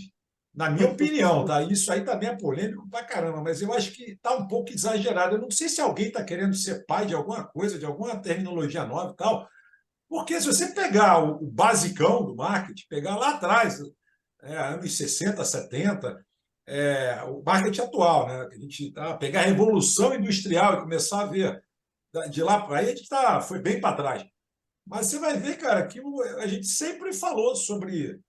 A gente sempre falou sobre crescimento, sempre precisa falar em termos em inglês. A gente sempre falou de relacionamento. Pô, quando que o marketing não foi de relacionamento? Gente, nunca vi isso. Foco no cliente. Foco no cliente. Foco no cliente. Pô, então, quer dizer, apareceram os gurus. Aí, né, LinkedIn, por exemplo, está tupido de guru. Apareceram os gurus de um tempo para cá, principalmente da pandemia para cá, e os caras adoram. No outro dia eu estava vendo um cara que pegou a matriz SWOT, uma empresa que vende curso, e mudou o nome da matriz SWOT. Resolveu mudar. Falar, quer saber? Não vai ser mais SWOT, não. Vai se chamar tal. Eu não vou falar o nome para não dar merda aqui. Mas mudou. Cara, é muito cara de pau. Eu acho isso muito cara de pau, porque quando a pessoa saca, ela vê que aquilo ali é fake. E quando a pessoa não entende, ela vai fazer um curso muito do ruim e vai estudando um pouquinho e vai ver que aquilo ali não é novidade nenhuma, que já existe há trocentos anos. Como é que você vê essa confusão e essa quantidade de gurus querendo inovar, coisa que não é inovação, querendo mudar, criar termos e tal, e por aí vai. Vou te contar, foi interessante você fez essa pergunta, porque recentemente eu fiz um treinamento numa multinacional e o foco era em Account-Based Marketing, a pedido deles, tá? O ABM agora, né? Que é o marketing baseado em contas. Então, você fala, é para B2B, né? Você quer trabalhar com esse cliente aqui, né? E você cuida de tentar interagir com as pessoas que são decisoras ou que influenciam a decisão no lugar de tentar pegar todas as empresas, né? E pegar aquelas que mais interessam. Tá? Mas a minha apresentação, ela foi o seguinte, ela começou com um slide, dando uma aula sobre 4Ps, tá? E eu falei para eles, gente, olha os 4Ps aqui e o que mudou, né? Mudou tudo, mas você ainda consegue utilizar, tá? Os 4Ps, né? E é até bem interessante, assim, que saiu, né? A gente fez uma dinâmica, foi bem legal, assim, o negócio. Mas essa apresentação, o restante dela, eu só mostro slides com pirâmides de funis de conversão e jornada de consumidor sob o ponto de vista de diferentes nomes que vocês querem dar ou que vocês possam dar para marketing. Growth Hacking, Isso. ABM, Inbound Marketing e assim por diante. Tá? Para mostrar que, gente, isso é distração. Sabe? É uma distração. Você tem que entender qual que é o problema que você precisa resolver, o que você pode melhorar, e ver que ferramentas você tem para trabalhar em cima disso e foco nisso. E às vezes isso vai ser o growth, entendeu? Assim como o growth funciona muito bem para startup, para algumas startups. Porque é aquele momento de usar. Agora, isso significa que todo mundo tem que usar growth igual, tem que ter uma área de growth. E growth marketing vai ser o mais importante para o negócio do cara? De jeito nenhum. Primeiro, porque growth tem muita dificuldade depois no lifetime value, que é uma segunda fase em que muitas startups, por exemplo, têm problemas, não é por causa da situação financeira do país e do mundo só, ou porque não tem investimento, que é o que acontece também. É porque muitas vão muito para cima de ganhar muito, né, ali lead rápido e depois tem dificuldade de manter, porque é natural, né? Algumas conseguem sustentar isso. Isso vale para qualquer negócio, né? Você pode pegar um negócio bem estabelecido e falar, eu quero crescer base, vou usar uma tática de growth, e faz sentido, tá? É muito bom, né? Mas é para aquele momento, né? Para aquela necessidade. Daí você vai adaptando e usando aquilo que prefere. Eu prefiro sair de todas essas caixinhas de conceitos aí e falar qual que é o teu problema e como é que a gente vai resolver e com o quê? Porque senão, se eu abrir todo aqui o repertório de ferramentas que a gente tem da internet, cara, só de falar de ferramenta que é onde ele pode anunciar, vou ficar o dia inteiro listando ali, né? Não faz sentido. Concordo contigo, corroboro completo 100% com você, porque eu vou te falar, viu? Ó, a galera, e toda hora aparece uma são nova. menos soluções prontas e mais ouve, né? Escuta, pô. Aliás, escutar é mais inteligente do que ficar falando, né? Que aí você consegue perceber o que o cliente quer, né? Falar mais do que o cliente já não é muito inteligente. Teve uma outra que eu vi ontem que eu achei muito interessante. Depois eu acho que, se quiserem ilustrar, eu compartilho com vocês. E aí vocês podem compartilhar com todos ou nos comentários aí. Mas é do cara falando: o melhor marketing que a gente tem é o cara que fala não para tudo. O cara vai falando: vamos fazer esse negócio com o TikTok. Não. Isso aqui, não. Não, porque, tipo, cara, você não tem que fazer porque tem que fazer. Tem que ter alguém para parar, cliente, decisor, seja lá o que for, ou mesmo dentro da agência, para falar, cara, não, por que a gente vai fazer isso? Não vamos fazer isso agora, né? Senão tem que ter vira marketing uma de função, hype, né? né, importante. O que tem de bom para hoje é o hype, e aí é isso. Não, aí você pega também as trends, né? Muita gente vai em cima das trends, que, gente, trend passa, né? É um momento, é aquela coisa que. Mas se você ficar só indo em cima de trend, pô, isso não é marketing. Você está surfando as tendências, né? Você está surfando só as tendências. Eu acho que a trend é uma estratégia rápida, né? Momentânea, que você usa naquele momento e tem que ser rápido, tem que ser naquele momento, e depois passa. Depois passa. Não, e você não pode ficar esperando a próxima trend, né? Também tem isso. Se você ficar esperando a próxima trend, é meio complicado. Eu acho até que dá, tá? Mas aí vai depender muito de marca, quem que é. Então, por exemplo, você pega uma Coca-Cola, faz claro, sentido, ela vai tentar embarcar em todas as trends que puder, entendeu? Tem gente para isso, tem criativo para isso, eles conseguem fazer uma coisa lúdica ali, legal, né? E tem tempo para dedicar para isso, porque é importante para eles estarem na trend, porque como marca eles têm que estar em todo lugar, né? Então isso é uma outra coisa. A gente vai, isso é uma coisa bem difícil, assim, que eu nunca consegui, eu não sei nem resolver hoje, tá? Quando a gente vai, aqui falando um pouquinho do nosso negócio, quando a gente vai para um cliente, muitas vezes a gente vai com um case, esse case é legal.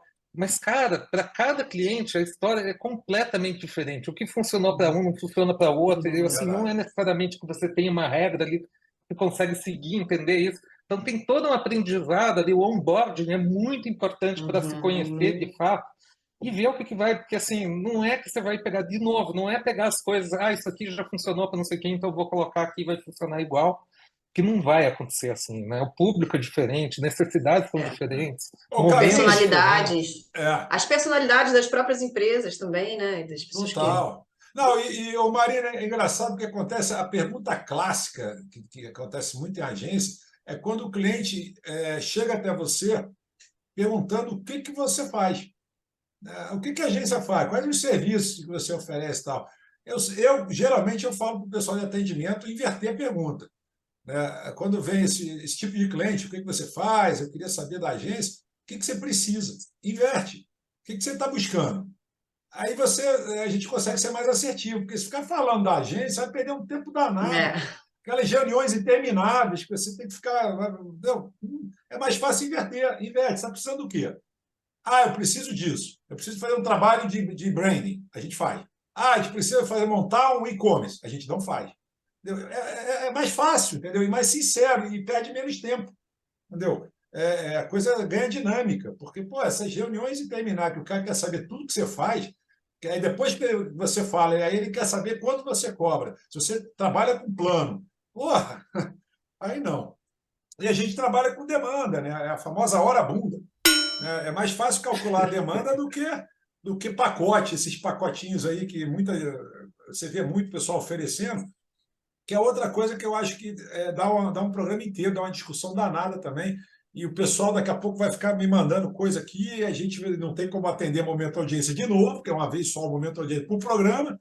Aí eu mando para o Davi depois responder tudo, porque aí a galera fica querendo saber de backstage de agência. Eu mando para o chat GPT responder todo mundo. E é isso aí. Muito bom, muito bom. Ó, mas para esse aí eu já vi boas utilizações, tá? Para responder comentários, tá? Muito Vi bom soluções mesmo, boas já. verdade. É porque tem coisas que são muito difíceis. Por exemplo, fazer um texto legal para um blog é muito difícil, né? Sair uma coisa bacana ali, tem muitas interações, né? Mas para comentários eu tenho visto algumas soluções bem interessantes. Olha. Verdade. Eu tenho visto também, é muito Legal. legal. Aliás, o ChatGPT, esse 4, essa versão mais profissa, rapaz, o negócio está bacana. Entendeu? Tá bem interessante. Bom, vamos lá, pessoal, vamos dar andamento aqui. A gente está começando a entrar na reta final do programa de hoje e eu vou fazer uma coisa que eu dificilmente faço. Que geralmente, quando a gente entra na reta final, eu já começo a pedir a tal da dica de livro, de filme, mas eu vou deixar rapidamente, vou pedir para o Kavinsky não se estender na resposta. Vou deixar a última rodada de pergunta, Davi e Marina, se vocês quiserem fazer, mas assim, é mais bate-bola, não vai fazer pergunta enorme e também aquelas perguntas polêmicas, é mais uma coisinha para a gente encerrar essa etapa e já entrar de fato na reta final. Vamos embora? Bora, manda lá, Marina. Eu, ladies first. Ladies first, sempre, always.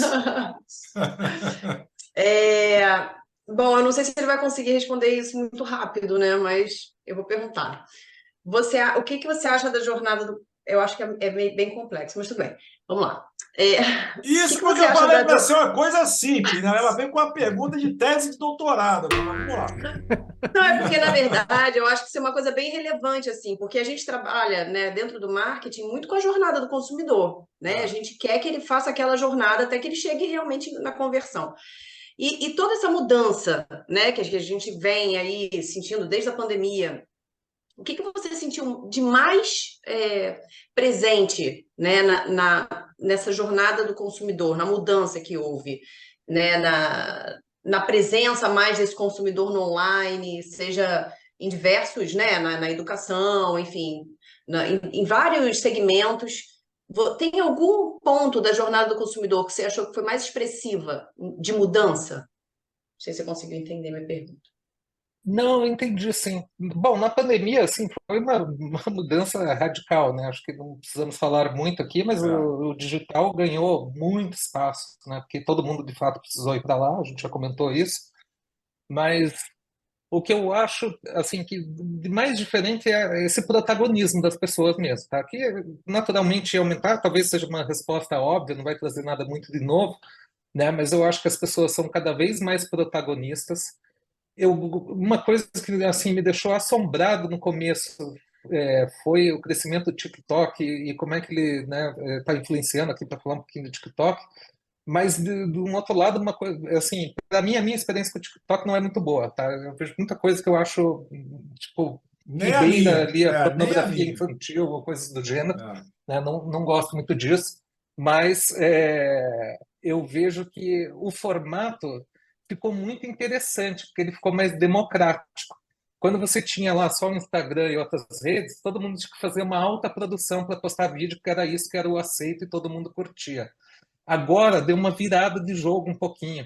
Se você faz mais roots, assim mesmo, mais natural, o pessoal começou a gostar mais. Eu achei essa mudança sensacional, sabe? Para Também dar mais notei isso. espaço para todos, não ficar uma coisa assim equilibrada. E isso muda as relações de consumo, muda tudo depois. São coisas a serem estudadas mesmo. Boa. Boa. Vamos lá, Davi. Também notei isso. Quanto mais natural, às vezes é melhor mesmo, assim. Menos Essa é uma superprodução. tendência agora. Vamos lá, Então, Davi.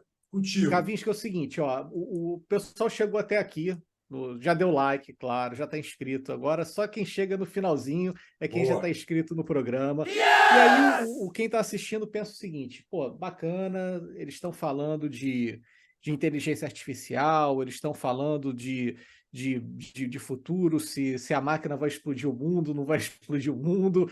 Mas é o seguinte, eu sou um empreendedor, eu vendo um serviço, eu tenho um budget limitado e a gente vai entrar em 2024 e eu preciso focar em alguma coisa. O que eu foco em 2024 sem equipe, com pouca grana, mas eu preciso impactar e eu preciso mostrar minha presença no mercado? Para onde é que eu vou? O que eu faço? Boa pergunta. Tá. Ótima pergunta, tá? Não vai ter aqui uma fórmula, né? E muita coisa que já tem online, assim, acho que, né, ajuda um pouco, tá? Mas, prioritariamente, tá? Para qualquer negócio, eu olharia, especialmente para pequenos negócios, ou se eu, empresa aí, eu olharia para, assim, o que meu negócio oferece de diferente dos meus concorrentes e qual que é esse diferencial, o grande diferencial. E se eu não tenho isso, eu vou atrás para ter isso, porque senão não importa o que você faça.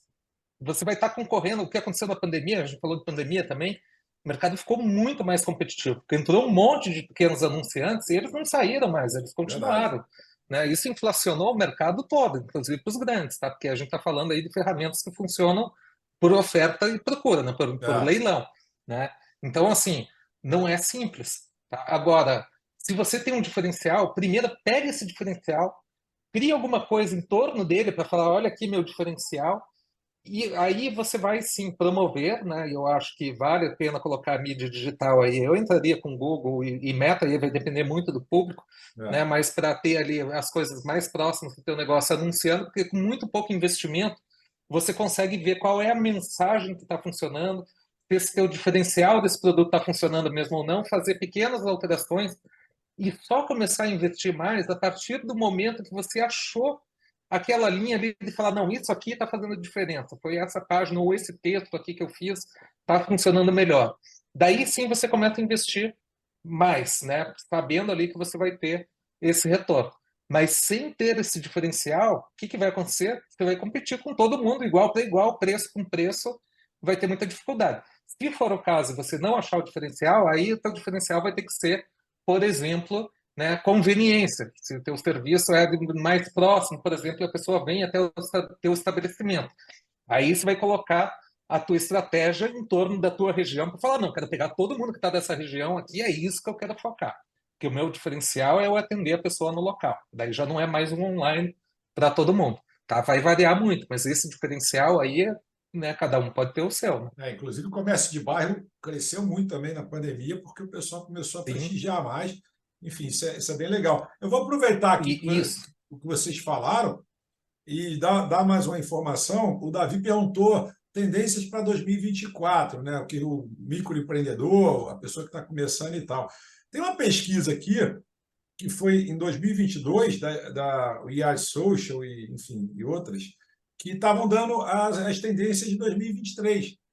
E nessas tendências para esse ano, eles colocam uma informação muito legal. Eu já usei essa informação várias vezes durante esse ano, inclusive em palestras e tal, e eles estavam prevendo uma previsão de 140 milhões de pessoas ativas na internet, sendo que dessas 140 milhões, 130 fazendo acesso através de dispositivos móveis, ou seja, 92% do mercado acessam através de dispositivos móveis. Ou seja, isso não dá para deixar de lado essa informação. Para você ter uma estratégia de marketing assertiva, você tem que levar em consideração essa informação, gente, pelo amor de Deus. Senão você está mais. Né? Eu acho que isso mesmo, tá? E assim, esse número varia, tá? Ele vai de 50 até esses 80 e 90, tá? Mas normalmente tá acima, perto de 60, tá? O que a gente vê na média do mercado geral, tá? Pelo menos indo de busca.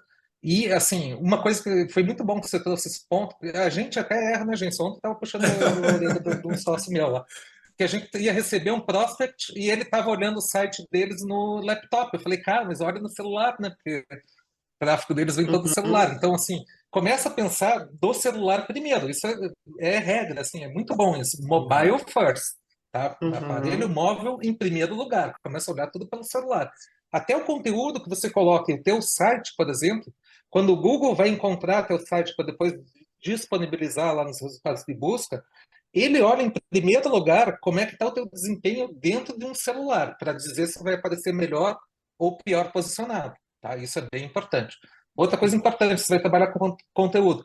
Velocidade de carregamento. Pensa que as pessoas estão no celular, Boa, podem estar usando boa. 3G, 2G, pode estar num lugar usando 3G ou 4G, mas a antena, tem muita gente usando a mesma antena e fica lento. Então, quanto mais rápido, melhor. Aí é uma vantagem competitiva com outros que não vão ter esse conteúdo tão rápido, né? Boa, muito bem. Bom, agora, cara, o papo, a resenha quando é boa, o programa passa rápido. A gente já estourou o tempo, eu não falei nada aqui não, mas a gente já estourou o tempo. Faz pelo menos aí uma meia hora ou mais que a gente estourou o tempo, mas tudo bem. Resenha boa, é chato, né, a gente parar uma resenha boa, mas eu sou obrigado agora a pisar no freio e entrar naquele momento que a gente pede para o nosso convidado uma dica de livro, filme e música, não nessa ordem, também se você não tiver os três certinhos, a dica que você quiser dar dentro desse universo de livro, de filme, de alguma música que você curte, enfim.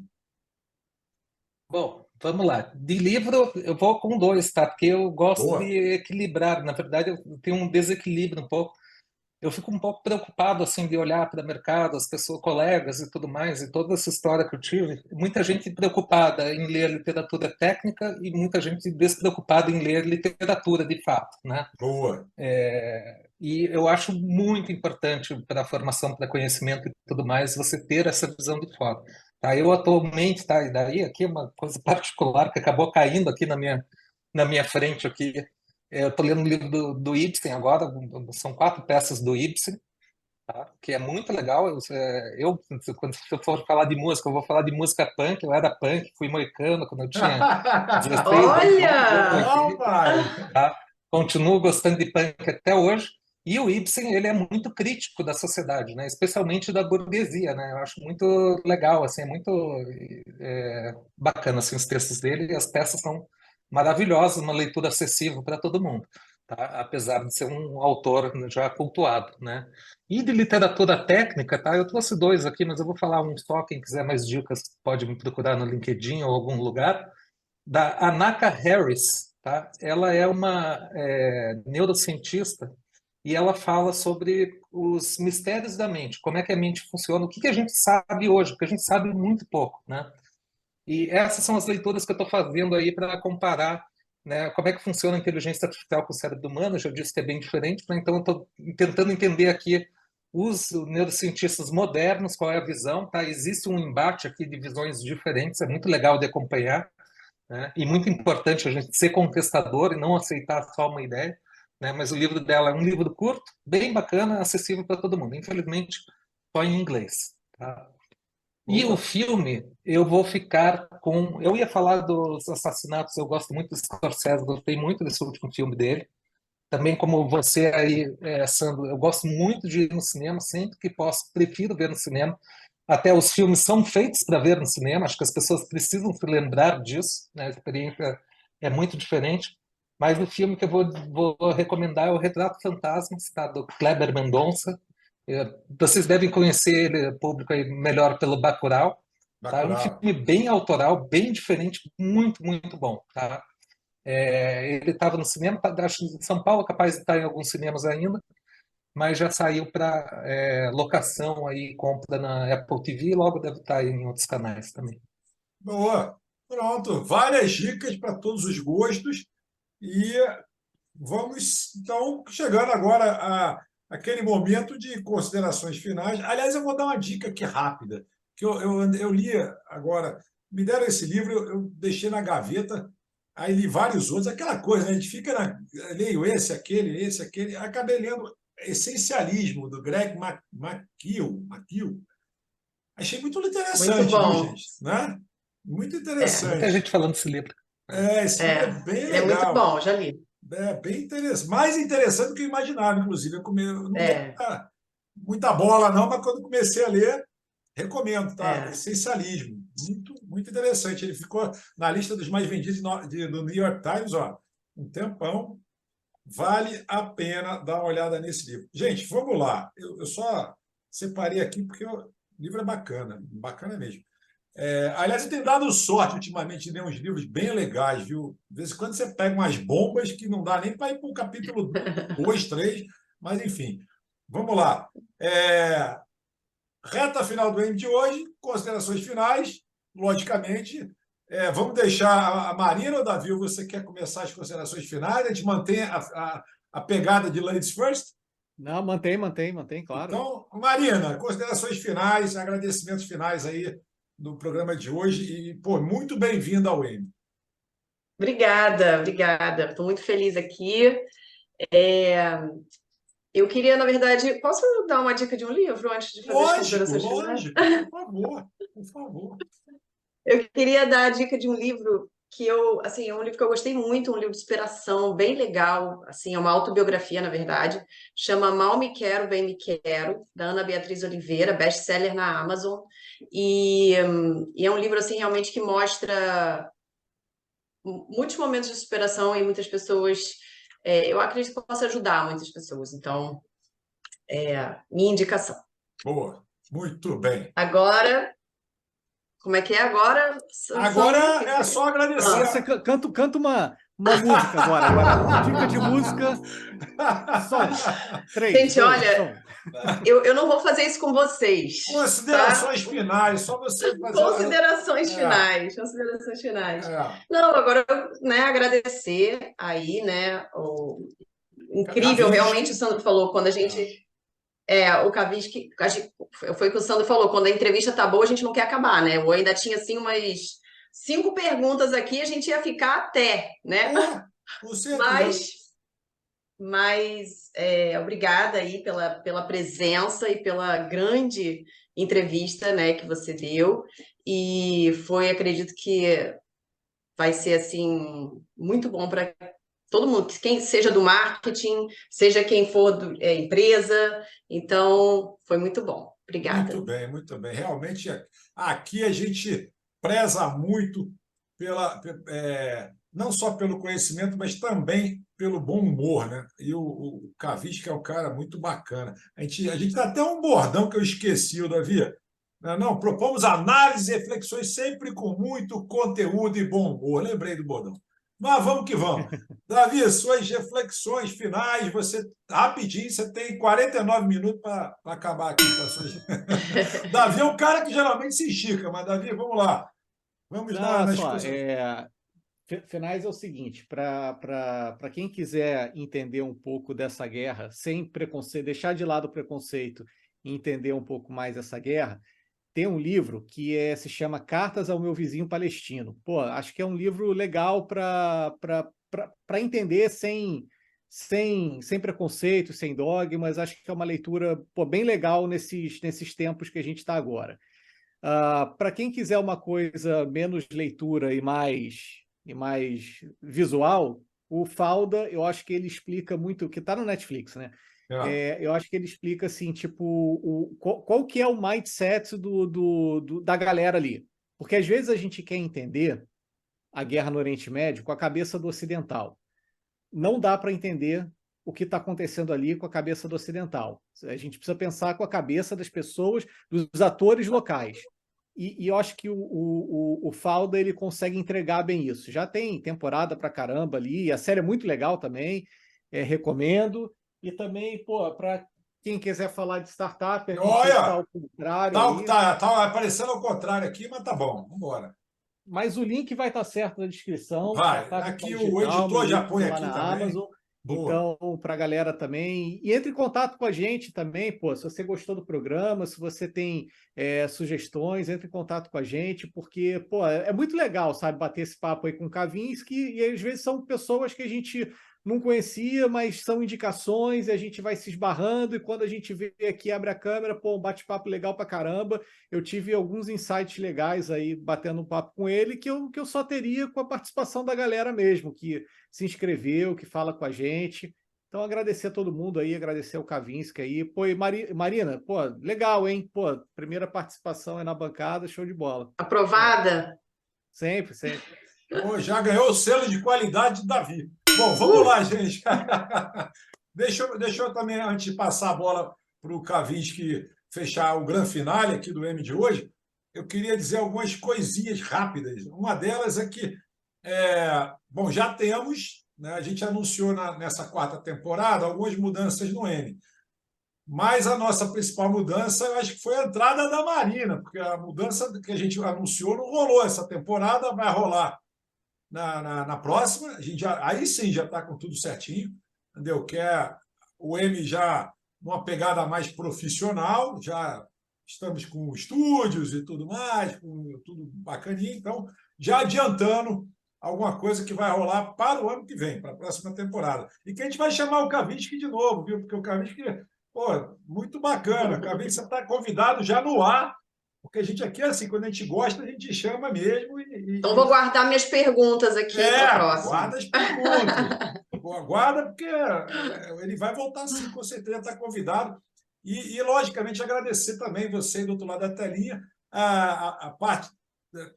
Estamos presentes em todas as plataformas, né, todas, exceto o Twitter ou o X, né, porque a gente acha um pouquinho nervosinha aquela plataforma, a gente não quer entrar em discussões, em brigas e tal, mas todas as outras estamos presentes. Então, você acha a gente nas principais plataformas, inclusive. E deixar agora, né, agradecer muito que você ficou até agora com a gente. Teremos cortes para o ano que vem, vários cortes, né? Vamos trabalhar de uma forma diferente do que a gente vem. Até agora o programa é forma de amador, mas a gente tem maior carinho, né? Fechando assim essa 4ª temporada, a gente está indo para o 5º ano de M, né? Começamos lá na pandemia para não pirar, né? E acabou o pessoal... Não deu certo, piramos. Piramos. Abraçou a gente com muito carinho e queria agradecer, então, para todo mundo e deixar agora, né, o Kavinsky fechar o M de hoje com um grande finale. Está contigo, Kavinsky. Vamos lá. Bom, primeiro agradecer a vocês, Vidal, Davi, Marina, aí pelo convite, né? Achei super legal, foi muito prazeroso falar com vocês. Obrigado a toda a audiência e vamos ver se eu consigo deixar aqui uma coisa valiosa para a audiência, tá? Não é só para, né, falar uma última frase, tá? Eu vou falar para vocês um segredo que pouca gente percebe. Isso vale especialmente para o Brasil, tá? Tem muita oportunidade dentro de marketing no Brasil, muita. O que acontece é o seguinte, tá muita gente nivelada no mesmo nível, lê sempre a mesma coisa, nos mesmos blogs, nos mesmos lugares, nos mesmos livros. Se você quiser se especializar em alguma coisa que te interessa, vai fundo e se aprofunda, porque tem pouca gente no Brasil se aprofundando, seja lá qual tema que for. E isso é que faz a diferença. Para você, fez diferença para mim, por exemplo. Tá? Pode fazer diferença se você está começando ou se você já está mais para frente.